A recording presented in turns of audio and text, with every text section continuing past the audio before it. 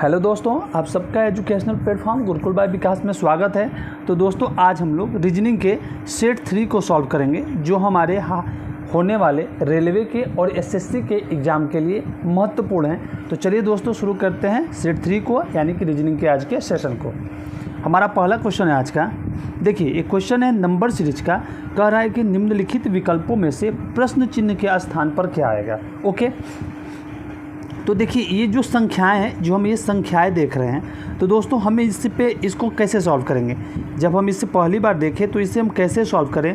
तो देखिए, इसके सॉल्व करने का जो एक तरीका है वो है कि जब संख्याएं पास पास हो, अपने नज़दीक नज़दीक में हो, तो जब संख्याएं पास पास में हो तो हम उनका डिफरेंस निकाल के चेक कर लेते हैं। ठीक है, चलिए इसका हम लोग डिफरेंस निकालते हैं। तो 14 और 17 में +3 का गैप है, 17 और 21 में +4 का गैप है, 21 और 24 में +3 का गैप है, और 24 और 28 में +4 का गैप है। तो इस सीरीज़ से हमें ये पता चल रहा है कि +3 +4 +3 4 +4, यानी कि संख्या जो है +3 और +4 के क्रम के अनुसार बढ़ रही है। ओके, तो जब हम यहाँ पे नेक्स्ट करेंगे तो यहाँ पे +3 हो के कितना हो गया 31। तो फिर यहाँ पे हमें क्या करना है, प्रश्नवाचक चिन्ह के स्थान पे +4 कर देंगे, और 31 में अगर हम 4 को ऐड कर दें तो कितना हो जाएगा 35। ओके, यानी कि हमारा ऑप्शन नंबर सी सही है। ओके दोस्तों, देखिए फिर से समझिए, जो भी संख्याएं हों अगर वो पास पास हो तो हम उनका एक बार डिफरेंस निकाल कर जरूर देखते हैं, क्योंकि अगर गुणा होता, अगर मल्टीप्लिकेशन में होता तो 14 के बाद जो है इसका 1.5 गुना भी होता तो भी 17 से अधिक होता, 17 का भी अगर 1.5 गुना होता तो भी इससे अधिक होगा। तो सीधी सी बात है, यहाँ पे या तो एडिशन होगा या तो सब्ट्रैक्शन होगा। ओके, समझ गए होंगे आप लोग। आगे बढ़ते हैं। नेक्स्ट है हमारा कि दिए गए विकल्पों में से संबंधित संख्या युग्मों को चुनिए। जो ये विकल्प दिया गया है उसके अनुसार जो है हमें 16 के बाद यहाँ पे क्या आएगा ये हमें फाइंड आउट करना है। देखिए, देखने से इस कुछ समझ में आ जाए। 14 है, उसके बाद 194 है, 14 के बाद 194, कुछ तो संख्या ये जानी पहचानी लग रही है, क्योंकि अगर हम 14 का स्क्वायर करते हैं तो कितना आता है 196 आता है। 196 से अगर -2 हम कर दें तो कितना हो जाएगा 194, यानी कि जो ये संख्या है वो 14 का स्क्वायर और -2 के क्रम में ये बनाई गई है। तो क्यों ना हम 16 का स्क्वायर कर लें। जब हम 16 का स्क्वायर करते हैं तो कितना हो जाएगा 256 होता है, और इसका -2 अगर हम कर दें तो 254 यहाँ पे हो जाएगा हमारा आंसर, यानी कि यहाँ पे हो जाएगा क्या 254, यानी कि ऑप्शन नंबर ए हमारा राइट आंसर हो जाएगा। ओके, ठीक है, चलिए नेक्स्ट देखते हैं। नेक्स्ट क्वेश्चन कह रहा है कि अक्षरों का कौन सा समूह खाली स्थान पर क्रमवार रखने से दी गई श्रृंखला को पूरा करेगा। और ये क्वेश्चन हर रीजनिंग के एग्जाम में 1 नंबर का हमसे, या तो एसएससी हो या रेलवे हो या कोई भी स्टेट के एग्जाम हो, उसमें ये जरूर पूछता है। अगर इन्हें हम ध्यान से देखें तो दोस्तों देखिए, ये जो श्रृंखला बनाया है ना, इसमें टोटल कितने नंबर हैं, तो अगर आप फाइंड आउट करिए, इसे आप काउंट कीजिए तो इसमें टोटल जो है वो 15 नंबर है। जब 15 नंबर है तो हम इन्हें 3 पार्ट में अगर डिवाइड कर लें तो 5-5 पार्ट में डिवाइड कर ले। देखिए, एक ये हो गया 1 2 3 4 5, फिर 1 2 3 4 5 और 1 2 3 4 5, ये 5-5 के नंबरों में ये डिवाइड हो गया। अब यहाँ पे क्या आएगा, क्योंकि ये जो संख्या है यहाँ पे देखिए कैसे किया है, QR PQR RP, यानी कि ये अल्फ़ाबेट के अनुसार जो है इस संख्या को इसने सजाया है। ठीक है, तो P के बाद अल्फ़ाबेट की अगर हम बात करें इंग्लिश की तो क्या आएगा Q आता है। चलिए, हमने यहाँ पे Q किया। ठीक है, अब R देखें तो R के बाद क्या आता है। R के बाद अगर हम देखें यहाँ पे तो देखिए, यहाँ पे इसने क्या किया है, यहाँ पे तो R है, चलिए इसको हम लोग छोड़ते हैं यहाँ पे। ठीक, P के बाद देखिए, P के बाद क्या हो जाएगा, P के बाद फिर Q होगा, और Q के बाद क्या होगा, P के बाद अगर यहाँ Q भर दे तो Q के बाद फिर R हो जाएगा, तो यहाँ पे R हो गया। ठीक है, तो यहाँ पे अगर कोई ऐसा ऑप्शन में आप चेक करें तो Q और QR सिर्फ ऑप्शन नंबर सी में है, तो बचा यहाँ पे क्या हमारा P, यानी कि QP और QP और QR जो है हमारा राइट आंसर हो जाएगा, यानी कि ये यहाँ पे गैप में हो जाएगा। ऑप्शन नंबर सी हमारा यहाँ से राइट आंसर होगा। ऐसे जितने भी क्वेश्चन आते हैं दोस्तों, इसके लिए हमें अभ्यास करना, इन क्वेश्चनों का प्रैक्टिस करना बहुत ज़रूरी है, ताकि हमें देखने के बाद जो है हम पैटर्न को जो है फाइंड आउट कर लें। ओके, ठीक है, चलिए अगला क्वेश्चन देखते हैं। देखिए अगला क्वेश्चन है हमारा, ये भी अच्छा, ये क्वेश्चन है कि नीचे दिए गए श्रृंखला से गलत संख्या ज्ञात कीजिए। ये रॉन्ग नंबर सीरीज का है, ये क्वेश्चन जो है रॉन्ग नंबर सीरीज का है। मज़ेदार क्वेश्चन होते हैं, आइए इसको देखते हैं हम लोग कैसे हल करना है, ये हम लोग यहाँ पे समझते हैं। 27, 64, 127 और 216 है। अब इसमें से हमें रॉन्ग नंबर ज्ञात करना है, फाइंड आउट करना है। अब ये संख्याएं जब हम लोग देखते हैं तो कुछ तो हमें याद आता होगा। 8 2 का क्यूब है, 27 ये भी 3 का क्यूब है, तो इस तरह तो ये 1 का क्यूब हो गया, ये 4 का क्यूब हो गया, यहाँ पे 5 का क्यूब हो गया। तो 5 का क्यूब होता कितना है, तो 5 का क्यूब होता है 125, लेकिन दिया है यहाँ पे कितना 127। अच्छा ठीक है, अगला भी देख लेते हैं। 6 का क्यूब 216, ये भी सही है।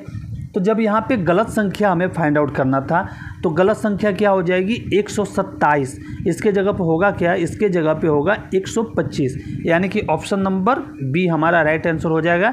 ये जो संख्या है 127, इसके स्थान पर 125 आएगा, तो ये संख्या जो है सही रहेगी, ये श्रृंखला जो है सही रहेगी। ओके ठीक है, चलिए नेक्स्ट है हमारा, दिए गए विकल्पों में से संबंधित संख्या युग्मों को चुनिए। यानी कि ये जितनी भी ये 4 ऑप्शन दिए हुए हैं, इसमें से ऑड कौन है, यानी कि विषम नंबर इसमें से कौन है, ये ऑप्शन में से हमें फाइंड आउट करना है। 1, -2, -3 या 5। तो अगर बात करें तो ये संख्या जो है ये पॉजिटिव है। अच्छा, ये माइनस और -3, ये भी +3, ये भी पॉजिटिव है, और ये π5 है तो ये भी पॉजिटिव है। यानी कि ये तीनों संख्याएं हैं जो पॉजिटिव में है, और यहाँ पे सिंगल बचता है -2, ये नेगेटिव है, यानी कि यही जो है ऑड नंबर है, ये विषम संख्या है। ऑप्शन नंबर बी हमारा राइट आंसर होगा यहाँ से। ठीक है, ऐसे क्वेश्चन हमें तुरंत फटाफट 1 नंबर दे के चले जाते हैं। ओके चलिए दोस्तों, रिक्वेस्ट है आपसे कि आप वीडियो को पूरा देखिए, प्लीज़ रिक्वेस्ट है आपसे कि आप वीडियो को पूरा देखिए, आपको ज़रूर समझ में आएगा। क्वेश्चन है हमारा कि दिए गए शब्दों में से कौन सा शब्द शब्दकोश में चौथे स्थान पर आएगा, चौथे स्थान पर आएगा। यानी कि कहने का मतलब है कि इस संख्या को जो है अल्फ़ाबेट के क्रम में सजा देना है। ठीक है, उसके बाद सोचिए चौथे स्थान पर जो आप फाइंड आउट कर लेंगे। ओके तो चलिए पहले देखते हैं इसको कैसे करना है। अब यहाँ पे देखिए कॉमन चीज़ क्या है, ए बी तो सब में कॉमन है, सब में चारों में ए बी यहाँ भी, ए बी यहाँ भी है। लेकिन यहाँ पे देखो ए बी ए, अच्छा हाँ 3 असंख्याएँ जो है एक साथ इसमें कॉमन है 3 चारों में, तो ए बी ए। उसके बाद देखिए यहाँ पे सी है, यहाँ पे भी सी है, लेकिन सी के बाद यू है यहाँ पे, तो यू सी के बाद अगर यू की बात करें तो यू से पहले तो के आता है, तो एबैक जो है हमारा पहला नंबर हो जाएगा यहाँ पे। ठीक है, दूसरे नंबर की बात करें तो सीधी सी बात है बी हो जाएगा दूसरे पे। अब इनमें से देखते हैं एबैस और अबैंडन में, तो एबैस, और देखिए यहाँ पे ए के बाद एस है, ए के बाद एन है, तो जब भी ये एस आएगा तो एन के बाद ही आएगा, एन के बाद आएगा तो हमारा डी हो जाएगा, और लास्ट में बचा क्या हमारा सी, तो ये चौथे स्थान पे हो जाएगा। यानी कि पहले स्थान पे एबैक, दूसरे स्थान पे हो जाएगा एबैकस, तीसरे स्थान पे हो जाएगा अबैंडन, और चौथे स्थान पे हो जाएगा एबैस। तो हमसे पूछा क्या है कि शब्दकोश में चौथे स्थान पर आएगा, जो चौथे स्थान पे ऑप्शन नंबर सी आएगा, यानी कि एबैस। एबैस जो हमारा राइट आंसर है, यानी कि ऑप्शन नंबर सी हमारा राइट आंसर है। ओके, क्वेश्चन है हमारा अगला कि कितने ऐसे 8 हैं जिनके बाद सम संख्या और पहले विषम संख्या है। तो जब भी पूछे इस तरह के क्वेश्चन कि कितने ऐसे शब्द हैं जिनके बाद सम संख्या है और पहले विषम संख्या है, तो पहले हम देखते हैं ऐसे कितने 8 हैं जिनके बाद सम संख्या है। ये 8 है, इसके बाद सम संख्या है, नहीं है, ये गया यहाँ से। ये 8 है, इसके बाद सम संख्या है, हाँ है, तो विषम संख्या से पहले चेक कर ले, विषम संख्या भी है, ये यहाँ से एक सही हो गया। अच्छा, अब 8 देखते हैं, 8 जो है इसके बाद सम संख्या है, हाँ बिल्कुल है, और इसके बाद एक इससे पहले सम संख्या, हाँ ये भी है, ये भी हमारा सही हो जाएगा। 8 है, इसके बाद विषम संख्या है, एकदम है, और इसके पहले विषम संख्या, ये भी है, ये भी सही है। ये 8 है, इसके बाद देखते हैं सम संख्या, तो 2 सम संख्या है, और पहले जो विषम संख्या है तो ये भी सही है। और 8 के बाद हमें चाहिए सम संख्या है, तो 8 के बाद विषम संख्या है, ये गलत हो गया। यानी कि टोटल हमारे पास कितने ऐसे 8 हैं जिनके बाद सम संख्या और पहले विषम संख्या है, तो एक नंबर ये हो गया, ये हमारा यहाँ से दूसरा हो गया, ये तीसरा हो गया और ये चौथा हो गया। यानी कि टोटल जो है 4 ऐसी संख्या हैं जिन 8 के बाद एक इवन नंबर है और पहले एक ऑड नंबर है। ओके, तो ऑप्शन नंबर ए हमारा राइट आंसर हो जाएगा। टोटल ऐसी 4 संख्या हैं। ओके, ठीक है, option number A is the right answer. Next question देखते हैं हम। नेक्स्ट है कि दिए गए विकल्पों में से शब्दों का सार्थक शब्द ज्ञात कीजिए। यानी कि जो ये ऑप्शन में जो दिए हुए हैं हमारे, तो इन ऑप्शन को जो एक राइट क्रम जो होता है उस राइट क्रम के अनुसार हमें सजा देना है। ठीक है, पेड़ है, पुस्तक है, कागज़ है और जिल्दसाजी है। तो इनका राइट क्रम क्या होगा हम देखते हैं। पहले अगर बात करें पेड़, तो पेड़ से हम कागज़ बनाते हैं। उसके बाद पेड़ के बाद आएगा तो क्या आ जाएगा, पेड़ से बनेगा हमारा कागज़। ठीक है जी, कागज़ भी बना दिया हमने। कागज़ अगर हो गया तो कागज़ से हम क्या बना सकते हैं, कागज़ से हम पुस्तक बना सकते हैं। चलो जी, हमने पुस्तक भी बना दिया। और जब पुस्तक आ गया तो उस पर क्या हो जाएगी, कवर करेंगे, यानी जिल्दसाजी जो है उस पर हम लोग कर लेंगे। तो ये इसका सही क्रम हो गया, पेड़, कागज़, पुस्तक और जिल्दसाजी। यानी कि एक, उसके बाद हमारा है चौथा, तीसरा, ठीक, उसके बाद है दूसरा और उसके बाद है हमारा चौथा। यानी कि 1 3 2 4 कहीं है, 1 3 2 4, option number D. Option number D हमारा राइट आंसर हो जाएगा। पहले पेड़ होता है, उससे हम कागज़ बनाते हैं। जब कागज़ बहुत ज़्यादा मात्रा में होते हैं तो उससे पुस्तक बनाते हैं। और जब पुस्तक हो जाती है तो उससे की सुरक्षा के लिए हम उस पर जिल्दसाजी कर देते हैं, यानी कवर अप कर देते हैं। ओके, ठीक है। चलिए नेक्स्ट क्वेश्चन क्या कर रहा है हमारा अगला, कह रहा है क्वेश्चन कि दिए गए विकल्पों में से प्रश्न चिन्ह के स्थान पर आने वाली संख्या को चुनिए। यहाँ पे जो ये प्रश्न चिन्ह है इसके स्थान पे संख्या क्या आएगी। तो पहले हम लोग देखते हैं कि ये संख्या बन कैसे रही है, ये बन कैसे रही है। सॉरी, देखिए 125 बनाना है तो एडिशन सब्ट्रैक्शन से तो होने वाला है नहीं, तो इन संख्याओं का मल्टीप्लिकेशन करके देखते हैं, गुणा करके देखते हैं। 4 × 5 कितना हुआ, 20, और 20 में 6 से किए तो 120। अच्छा 120, लेकिन ये आया कितना है 125 से यहाँ पे, यानी कि +5 ऐड किया है। यानी कि मल्टीप्लाई करने के बाद जो संख्या आई है उसमें उसने 5 ऐड किया। ठीक है, अभी हम जानेंगे अभी कि 5 आया कहाँ से। ठीक है, चलिए नीचे वाला देखते हैं। 8 × 9 × 7, 8 9 72, और 72 में अगर हम 7 से मल्टीप्लाई कर ले तो 7 दूने 14, 7 7 49 और 1 50। ठीक है, ये कितना हुआ, ये टोटल इसका ऐड आया 504, लेकिन है कितना 513, यानी कि यहाँ पे +9 ऐड किया है उसने। समझ में आया हमें ये कि जो संख्याएं मल्टीप्लाई करने के बाद आ रही हैं उसमें जो ये बीच वाला नंबर है ना दोस्तों, ये देखिए बीच वाला नंबर यहाँ पे ऐड कर रहा है। ठीक है, तो हमें यहाँ पे यही बीच वाली संख्या पता करनी है। बीच वाली संख्या पता कैसे होगी, आइए देखते हैं एकदम इजी वे में। 11 है, ऊपर जैसे किया था उसी क्रम में करना है। 11 है, चलिए मल्टीप्लाई कीजिए, लेकिन संख्या नहीं पता है, x है भाई, x मानते हैं। फिर मल्टीप्लाई कीजिए 6 से। ठीक है, तो ये तो हो गया ये वाली संख्या। ठीक, यानी कि इतना मल्टीप्लाई करने पर ये संख्या आएगी, लेकिन हमें लाना है ये संख्या, तो उसके लिए जो बीच वाली संख्या है उसको ऐड भी तो करना होगा। तो यानी बीच वाली संख्या को हमने x माना, x ऐड कर दिया हमने। 11 और 6 के 66 x और प्लस x कितना हो गया, 67 x हो गया।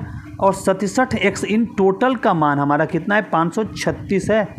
तो 67 x बराबर 536, समझे आप। देखिए ये जो जितना टोटल है इसी का तो मान 536 के बराबर है। तो 67 x का मान जब 536 होगा तो x का मान कितना हो जाएगा, बटे में 67। ठीक है, और बटे में जब 67 होगा हमारा मान, तो हाँ इसको हम जब डिवाइड करेंगे तो 8 बार में डिवाइड हो जाएगा यहाँ से। ओके, जब 8 बार में डिवाइड हो गया तो यहाँ पे हमारा क्या हो जाएगा, इस प्रश्नवाचक चिन्ह के स्थान पे 8। ठीक है, अच्छा यहाँ पे ऑप्शन हम नहीं दे पाए हैं, सॉरी। तो यहाँ पे जो हमारा आंसर हो जाएगा इस ऑप्शन के जगह पे, इस क्वेश्चन के जगह पे, तो हमारा आंसर हो जाएगा यहाँ पे 8। ठीक है दोस्तों, आप लोग ये ध्यान रखिए कि ये कैसे हल हुआ है, बस यहाँ पे ऑप्शन आंसर हो जाएगा हमारा 8। ठीक है, चलिए नेक्स्ट क्वेश्चन है कि एलिफेंट को 57589143 लिखा जाए। अगर एलिफेंट को इस संख्या से डिनोट किया जाता है तो लिप को कैसे लिखा जा सकता है? सीधी सी क्वेश्चन है, एकदम इजी है, कतई ये जौहर क्वेश्चन है, इसे हम तुरंत सॉल्व करते हैं। देखिए, जब एलिफेंट को इससे लिखते हैं तो एल को कैसे उसने लिखा है? एल को देखिए, एल को 7 से लिखा है। चलिए इसके नीचे हम 7 डालते हैं। ई को देखते हैं तो ई पहले है, ई को उसने 5 से लिखा है, चलिए 5 डालते हैं। ए की बात करें तो ए को यहाँ पे देखिए और यहाँ पे देखिए, ए को इसने 1 से डिनोट किया है तो 1 लिखते हैं। और बचा पी। दोस्तों पी की बात करें तो पी चौथे नंबर पे है और चौथे नंबर पे यहाँ पे 8 है, 8 से लिखा है। सिंपल सा है, 7, 5, 1 और 8। 7, 5, 1, 8 कहाँ है? यहाँ पे ऑप्शन नंबर बी हमारा राइट आंसर हो जाएगा। क्वेश्चन जो है रेलवे की एग्ज़ाम में और एसएससी के एग्ज़ाम में ऐसे ही पूछे जाते हैं। आप आराम से प्रैक्टिस सेट को डेली बेसिस पे देखा कीजिए, यकीन दिलाता हूँ कि आप रीजनिंग को बेहतर से बेहतर कर लेंगे अपना। ठीक है, चलिए अगला क्वेश्चन है। ये तो मज़ेदार क्वेश्चन है और ये हर क्वेश्चन एग्जाम में आते हैं और 1 नंबर हमें दे के चले जाते हैं। पानी को भोजन कहा जाए, भोजन को वृक्ष कहा जाए, वृक्ष को आकाश कहा जाए और आकाश को अगर दीवार कहा जाए तो निम्नलिखित में से किस पर फल लगेंगे? तो आप बताइए, फल किस पे लगते हैं? तो फल लगते हैं पेड़ों पे, यानी कि वृक्ष पे फल लगते हैं। जब वृक्ष पे फल लगते हैं तो हम वृक्ष को किससे डिनोट किया है यहाँ पे इसने? तो वृक्ष को आकाश से डिनोट किया है। तो वृक्ष को जब आकाश से डिनोट किया है तो हमारा आंसर हो जाएगा आकाश, यानी कि ऑप्शन नंबर सी। यानी कि जब वो जिस चीज़ से भी पूछता है कि फल लगेंगे तो फल किस पे लगते हैं? डिनोट करना है वृक्ष पे, और वृक्ष को यहाँ पे क्या कहा गया है? आकाश कहा गया है। तो आकाश, सीधी सी बात है, राइट आंसर हो जाएगा। हमने इस क्वेश्चन को उड़ा दिया। चलिए अब अगला क्वेश्चन उड़ाते हैं। ठीक है, अगला क्वेश्चन उड़ाने के लिए क्वेश्चन जो है ये देखते हैं। अच्छा, ये ब्लड रिलेशन का क्वेश्चन है, सॉल्व करते हैं एकदम ईजी वे में। एक्स जो है वो वाई का पति है। अच्छा, एक्स किसका पति है? तो वाई का पति है एक्स। अच्छा, प्लस और ये माइनस, पति पत्नी है। एक्स वाई का पति है। एक्स की पुत्री कौन है? तो एक्स की पुत्री है डब्लू, यानी कि ये फीमेल है इसलिए माइनस हम लोगों ने कर दिया। एक्स की पुत्री है डब्लू, इन दोनों की पुत्री हो गई डब्लू। ठीक है, जेड का पति कौन? डब्लू का पति कौन है? तो डब्लू का पति हो जा रहा है जेड। अच्छा भाई, चलिए इसका पति भी हो गया ये। अच्छा, जेड की पुत्री कौन है? तो जेड की पुत्री की बात करें तो इन दोनों की पुत्री, जेड की पुत्री कौन हो जाएगी यहाँ पे? तो जेड की पुत्री हो जा रही है। आप जेड की पुत्री को या दोनों की पुत्री को, तो जेड की पुत्री कौन है? तो एन है। ठीक है, हमारा डायग्राम बन के तैयार हो गया। तो पूछ रहा है कि एन का वाई से क्या संबंध है? वाई से एन का क्या संबंध है? ऐसे घुमा के देखिए, वाई का एन से क्या संबंध है? एन का वाई से क्या संबंध है? तो वाई की सीधी सी बात है, वाई की क्या लगेगी? तो वाई के पुत्री की पुत्री है तो इसकी पोती लगेगी, ऑप्शन नंबर डी। वाई की पुत्री है ये और पुत्री की ये पुत्री है तो क्या लगेगी? इसकी पोती लगेगी। ओके, सीधी सी बात है, ये पोती लगेगी, यानी कि ऑप्शन नंबर डी हमारा राइट आंसर। ठीक है, चलिए नेक्स्ट क्वेश्चन है। पिछले वाले क्वेश्चन को भी हमने उड़ा दिया, अब इस क्वेश्चन को हमें उड़ाना है। चलती ये ऑर्डर डिसीजन मेकिंग का क्वेश्चन है, इस बार हम करते हैं इसे। वक्तव्य है, कह क्या रहे स्टेटमेंट के थ्रू कि चलते हुए बस से उतरना जोखिमपूर्ण है। चलते हुई बस से उतरना जो है जोखिमपूर्ण है। अब इसके जो है निष्कर्ष दिए गए हैं कि चलती हुई बस से उतरना जोखिमपूर्ण क्यों है। जो लोग चलती हुई बस से उतरते हैं वह जख्मी होने का जोखिम उठाते हैं। भाई बात तो सही है, जब चलते हुई बस से उतरना जोखिमपूर्ण है तो जोखिम में क्या आएगा कि हम जख्मी हो जाएंगे। जब चलती बस से उतरेंगे, गिरे तो जख्मी होना ही हमें। ओके, दूसरा निष्कर्ष अगर चेक करें, सामान्यतः लोग जख्मी होने का जोखिम नहीं उठाना चाहते। अब ये तो इस वक्तव्य से इस चीज़ का कोई लेन देन है, कोई रिलेशन बन रहा है। अब लोग जख्मी होने का जोखिम नहीं उठाना चाहते। भाई ऐसा थोड़ी ना कि जख्मी सिर्फ बस से उतरने पे होंगे। हम किसी भी असाधारण तरीके से अगर कोई एक्टिविटी करते हैं तो हम जख्मी हो सकते हैं। तो निष्कर्ष के में ऑप्शन नंबर ए जो है इससे रिलेट कर पा रहा है वक्तव्य से। जो लोग चलते हुए बस से उतरते हैं ना, वो जख्मी होने का जोखिम उठाते हैं। यानी कि हमारा कथन जो है निष्कर्ष एक सत्य है। तो यहाँ पे हाँ, ऑप्शन नंबर ए, केवल निष्कर्ष एक जो है निकलता है, यहाँ से केवल निष्कर्ष एक ही निकलता है, यानी कि यही सत्य, ऑप्शन नंबर ए हमारा राइट आंसर है। खत्म, ये भी खलास हो गया हमारा क्वेश्चन। इसका भी हमने हवा में से उड़ा दिया। ओके, अगला है, ये सिलॉक्स का क्वेश्चन है, बहुत ही मज़ेदार क्वेश्चन है। आइए इसको सीखते हैं और करते हैं। कुछ पेन ग्लास हैं, ये पेन है और ये कुछ जो पेन है ये क्या है, नहीं सॉरी, ये ऐसे नहीं है। देखिए कुछ पेन ग्लास है, ये पेन है और इसका कुछ हिस्सा जो है वो ग्लास में है, ठीक है। पेन का कुछ हिस्सा ग्लास में है और सभी ग्लास जो है, ये जितने भी ग्लास हैं वो क्या है, दीवार है। डायग्राम तो हमारा तैयार हो गया कि कुछ पेन, ये देखिए पेन का कुछ हिस्सा ग्लास के साथ है, तो कुछ पेन ग्लास हो गया और सभी ग्लास, ये जितने भी ग्लास है ना, ये पूरे ग्लास जो है वो दीवार है। यानी कि दीवार के अंदर जो है पूरी तरह से ग्लास जो है वो घुला पड़ा है, ठीक है। तो अब चलिए स्टेटमेंट निष्कर्ष से देखते हैं। कुछ दीवार पेन है, कुछ दीवार जो है पेन है, सीधी सी बात है। देखिए अगर ये पूरा का पूरा ग्लास जो है, ये ग्लास का कुछ हिस्सा अगर पेन के साथ है तो, और पूरा का पूरा ग्लास अगर दीवार है, तो दीवार का भी तो कुछ हिस्सा पेन के साथ टच हो रहा है ना, तो कुछ दीवार पेन है, ये सही है। और कुछ दीवार जो है वो ग्लास है, कुछ दीवार जो है ग्लास है। हाँ, जब सभी ग्लास जो है दीवार है, तो कुछ दीवार भी तो ग्लास होगा, ये भी सही है, सही है, ठीक है। तो कुछ दीवार भी ग्लास हो गया, यानी कि हमारा क्या हो जाएगा,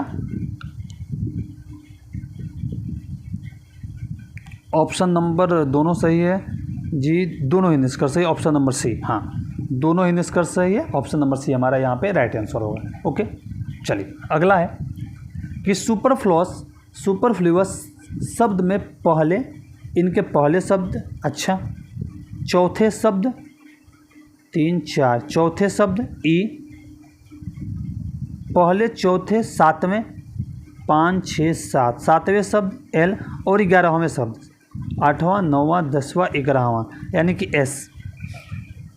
कह रहा है कि सुपरफ्लूअस शब्द में पहले चौथे सातवें और 11वें अक्षर से कोई शब्द बनाना संभव हो तो उस शब्द का पहला अक्षर लिखिए। SELS, SELS, इससे आप क्या बना सकते हो, आप खुद सोचिए दिमाग में कि SELS से क्या बनेगा, LESS, लेस बन जाएगा, LASS लेस। तो इसका पहला अक्षर पूछ रहा है, L हो जाएगा, L यानी कि ऑप्शन नंबर डी हमारा राइट आंसर हो जाएगा, ठीक है। जो सुपरफ्लूअस शब्द के पहले चौथे और 11वें अक्षर से जो हमने शब्द कलेक्ट किया हुआ वो था SELS, और इससे हमने लेस बनाया, एक सार्थक और शब्दपूर्ण शब्द बना लेस। और लेस का पहला शब्द क्या है, अक्षर क्या है, उसका पहला अल्फ़ाबेट जो एल है, तो ऑप्शन नंबर डी हमारा राइट आंसर हो जाएगा, यानी कि एल, ठीक है।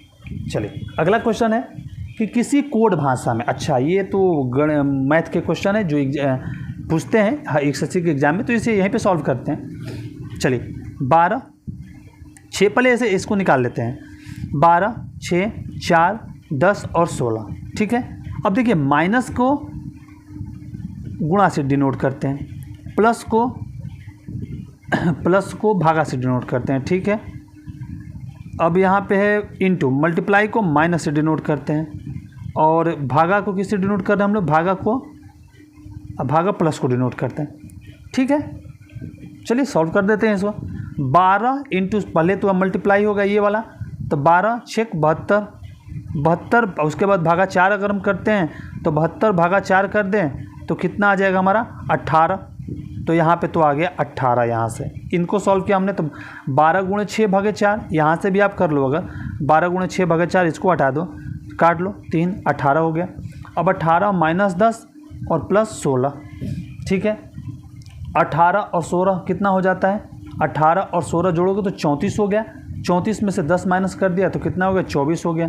है ऑप्शन में 24, सी है ऑप्शन में 24, ऑप्शन नंबर सी हमारा राइट आंसर हो जाएगा, ठीक है। 18 माइनस 10 और प्लस 6, ठीक है दोस्तों, सही है ये। चलिए अगला देख लेते हैं। अगला क्वेश्चन है हमारा कि एक विशिष्ट कोड भाषा में मैग्नेट को WHQGDP लिखा जाता है, तो उसी कोड भाषा में फ्रॉड्स को किस भाषा में लिखेंगे, फ्रॉड्स को जो है वो किस प्रकार लिखते हैं। चलिए फ्रॉड्स को लिख के दिखाते हैं हम आपको कि कैसे जो है यहाँ पे हुआ है। देखिए हुआ क्या है, T M के बाद W है, और यहाँ पे अगर हम बात करें आपकी इस ये मैग्नेट से बना है ये, तो इसने क्या किया, इसका जो ये लास्ट वाला अक्षर है ना, उसके बाद TUVW +3 ऐड किया है और W आ गया, ठीक है। E के बाद +3 ऐड करके इसको भी चेक कर ले एक बार। E के बाद अगर हम EFGH यहाँ पे भी +3 है। N में प्लस अगर 3 करते हैं तो कितना होता है, OPQ, यहाँ पे भी Q है, यानी कि +3 जो है इनमें ऐड हुआ है। ये जितनी संख्याएं हैं इसमें +3 जो है वो ऐड जो है वो होता गया, यानी पीछे से।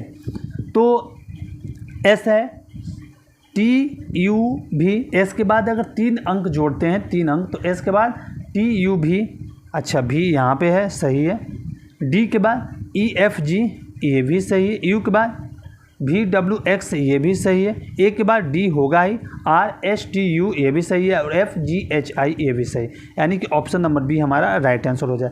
वैसे तो हमें करने की ज़रूरत भी नहीं थी, क्योंकि जब हम S के बाद 3 अंक के बाद अगर देखते हैं तो S के बाद T, U और भी हमारा पहला अक्षर है, और भी देखिए इसमें पहला कहीं भी नहीं है, तो ये भी नहीं था, ये भी नहीं था, ये भी नहीं था। हम पहला अक्षर निकालते और टिक करके इसको हाँ में उड़ा देते, ठीक है, ओके। नेक्स्ट क्वेश्चन है हमारा, वह आरेख चुने जो नीचे दिए वर्गों के बीच में संबंध का सही निरूपण करता है, ओके। अब बात कर ले तो है भैया दिल्ली, श्रीलंका और एशिया। दिल्ली एक शहर है, श्रीलंका है एक देश है, और एशिया है, ठीक है। तो एशिया के अंदर एशिया है, एशिया के अंदर ही आ जाएगा दिल्ली, और एशिया के अंदर ही आ जाएगा श्रीलंका। ये एशिया जो है, एशिया में ही तो दिल्ली जो है भारत में आता है, भारत देश में ही तो दिल्ली है, तो एशिया की कंट्री में ही आ जाएगा हमारा श्रीलंका, और एशिया में ही आ जाएगा हमारा दिल्ली, यानी कि ऐसा कोई है, हाँ, ऑप्शन नंबर बी है, यहाँ पे बी हमारा राइट आंसर हो जाएगा। ये जो डायग्राम बना है ये हमारा राइट आंसर हो जाएगा, ठीक है।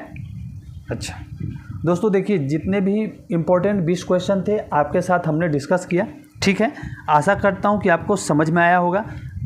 सो प्लीज़ दोस्तों, अगर इससे कोई क्वेरी हो या आपको कुछ सुझाव देना हो तो प्लीज़ आप हमारे कमेंट बॉक्स में जाकर ज़रूर सुझाव दें, ज़रूर कोई अपना क्वेरी लिखें, ठीक है दोस्तों। आज के लिए प्रैक्टिस सेट 3 था, और इस चैनल पर अब डेली जो है रीजनिंग के क्वेश्चन को रीजनिंग जो है अच्छा बनाया जाएगा आप सबके लिए।